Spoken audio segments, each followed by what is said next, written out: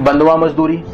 अब देखिए, एक व्यक्ति लिखता है 1850 में कि अगर 5 इंग्लिश पेनीज, 5 जो अंग्रेजी सिक्के हैं, उनको 5% ब्याज पर दिया जाए तो 1850 साल में 3,236 करोड़ 66,48,157 पृथ्वी जितने बड़े सोने से भरे गोले ब्याज के रूप में देने पड़ेंगे।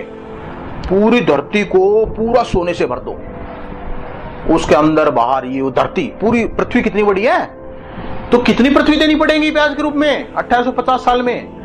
3,236 करोड़ 66,48,157 पृथ्वी। एक पृथ्वी नहीं, इतनी पृथ्वी ब्याज के रूप में देनी पड़ेगी। ब्याज ऐसी खतरनाक चीज है, पूरा जीवन हम उस पैसे का ब्याज भरने के लिए काम करते रहते हैं जो बैंकों का है ही नहीं। बैंकों का थोड़ी ना हो पैसा, अरे हमने पैसा माना है इसलिए हमारा पैसा है। बैंक तो सिर्फ काम लिखने का काम करते हैं और हम ब्याज उनको चुकाते रहते हैं, और उसके लिए पूरा जीवन काम करते रहते हैं, कमर तोड़ मेहनत, है ना। पहले घर में एक आदमी काम करता था, अब घर में क्या है कि पति पत्नी दोनों काम करते हैं और फिर भी पूरा नहीं हो रहा है। समझ रहे हो, इस पूरी व्यवस्था में ये ब्याज की ऐसी व्यवस्था बना दी गई है इस प्रकार, और ये कभी चुकाया भी नहीं जा सकता। एक तो उनका है नहीं और चुकाया नहीं जा सकता, तो हम इस प्रकार से, ये एक तरह की बंधुआ मजदूरी है। पहले बंधुआ मजदूरी सीधे सीधे पकड़ के होती थी, अब तरीका बदल दिया। मैंने कहा ना, गुलामी का तरीका बदल दिया अंग्रेजों ने, है ना। अब इन्होंने भारत को छोड़ने से पहले ऐसी व्यवस्था बना के कि अब चले गए, हमें लग रहा हम आजाद हैं, लेकिन ये बंधुआ मजदूरी है जो हमारे मूलभूत अधिकार का हनन है, जो कि संविधान के अनुच्छेद 23 का उल्लंघन है, लेकिन कोई कुछ नहीं कर रहा। तो ये पूरा गुलाम है हम एक तरह से। अब बजट 2015-2016, एक बार बजट पर नजर डाल ली जाए। इस व्यवस्था में बजट कैसा बन रहा है? देखिए, राजस्व प्राप्तियां यानी रेवेन्यू कितना इकट्ठा हो रहा है सरकार का। केंद्रीय सरकार ने 14,49,490 करोड़ रुपया इकट्ठा किया। इसमें से उन्होंने कॉर्पोरेट टैक्स के माध्यम से, इनकम टैक्स के माध्यम से, अलग अलग आप देख सकते हैं, ये जो चार्ट है इसमें आप देख सकते हैं, इसमें से जो राज्य सरकारों का हिस्सा था उन्होंने अलग कर दिया। उसके बाद केंद्र सरकार के पास कितना पैसा बचा? 9,19,842 करोड़। इसमें से जो नॉन टैक्स रेवेन्यू यानी सरकारी कंपनियां कुछ ऐसी ऐसी चीज चल रही है, उनसे 2,21,733 करोड़ रुपया और इकट्ठा हुआ, सरकार की आमदनी हुई। कुल मिला के 11,41,575 करोड़ रुपया सरकार ने एकत्र किया। उसमें से सरकार ने अपना बजट बनाने के लिए जितना बजट चाहिए था कर्ज लिया, 6,23,861 करोड़ का कुल कर्ज लिया, जिससे बजट बन गया 17,77,477 करोड़ का। तो जो सरकार को घाटा हुआ, जो फिक्सल डेफिसिट है यानी एक तरह का घाटा, कितना हुआ? वो हुआ 5,55,649 करोड़। अब सरकार की व्यय देखते हैं। व्यय देखे, सरकार ने ब्याज में कितना पैसा दे दिया? 4,56,145 करोड़ रुपया। केंद्र सरकार का मैं बता रहा हूं, सिर्फ भारत सरकार का 4,56,145 करोड़ रुपया। रक्षा सेवाओं में लगभग 2.5 लाख करोड़ रुपया, सब्सिडी दे दी लगभग 2.5 लाख करोड़ की। और इस तरह से आप देखिए, जो सरकार जो विकास की बात करती है, जन कल्याण की बात करती है, जो जनता का हित की बात करती है, उसमें सरकार ने कितना पैसा खर्च किया। सामाजिक सेवाएं, इसमें देखिए शिक्षा, स्वास्थ्य, प्रसारण आदि 29,143 करोड़ रुपया। आर्थिक सेवाएं यानी कृषि, उद्योग, विद्युत, परिवहन, संचार, विज्ञान और प्रौद्योगिकी, जिससे देश का भला होना है ना, कृषि से देश का भला होना, उसमें कितना खर्च किया? 28,984 करोड़ रुपया, यानी कुल 60,000 करोड़ रुपया से भी कम खर्च किया।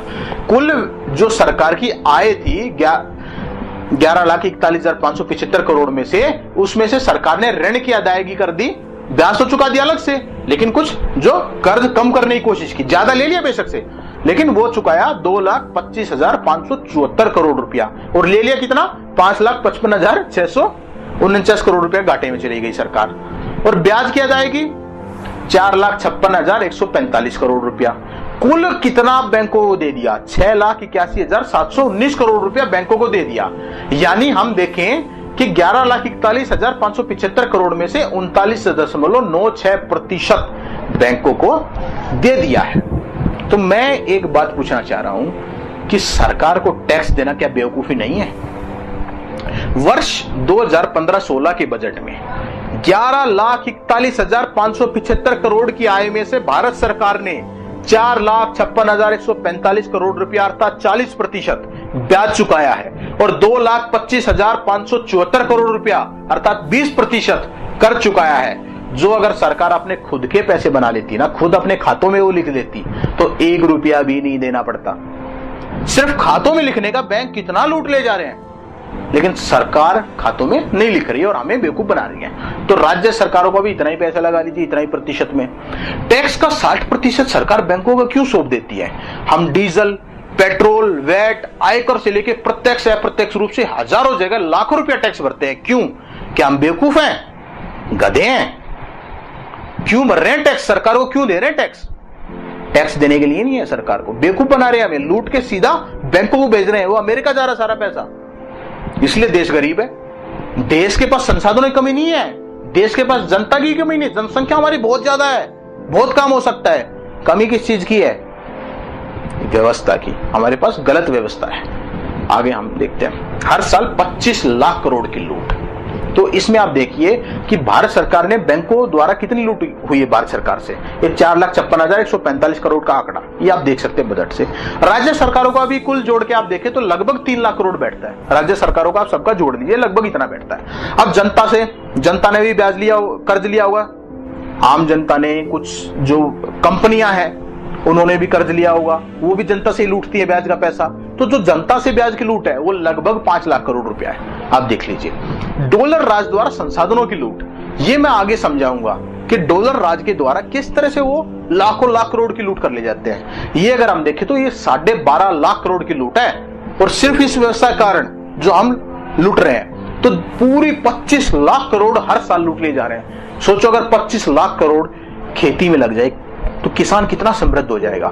नौजवानों की शिक्षा मुफ्त हो सकती है, स्वास्थ्य मुफ्त किया जा सकता है। आज लोग कितना पैसा हॉस्पिटल में बर्बाद कर देते हैं। तो इस देश का सही मायने में कुछ भला हो सकता है अगर ये व्यवस्था इस तरह से बदल दी जाए और सबको रोजगार मिल सकता है। गांव गांव में बिजली या रोजगार या कुछ भी पैदा किया जा सकता है जो हम चाहते हैं। गांव गांव में शहर बनने की आवश्यकता ही नहीं होगी उस तरह से, वो हम फिर कभी बात करेंगे। तो धीरे धीरे हमारी सारी संपत्ति का अधिकांश लूट लिया गया है। 100 रुपए का क्या मतलब था? 100 तोला चांदी, मैंने शुरू में समझाया था। 1 रुपया 1 तोला चांदी होता था पहले, है ना? तो 1 तोला चांदी की कीमत आज लगभग कितनी है? 40,000 रुपया थी एक समय पर। अभी तो 40,000 रुपया, अर्थात हमारे पास उस 40,000 में से कितना बचा है? सिर्फ एक 100 रुपया का कागज बचा है, जिसकी सही मायने में कीमत कितनी होनी थी? 40,000। यानी अगर कोई 100 रुपया का नोट रिजर्व बैंक के गवर्नर के पास जाकर देता तो उसको 40,000 रुपया मिलना था, 100 तोला चांदी। लेकिन अब उसको सिर्फ 100 ही मिल रहा है। तो एक तरह से 0.25% ही बचा है। 99.75% धन हमारा लूट चुका है और लूट अभी जारी है।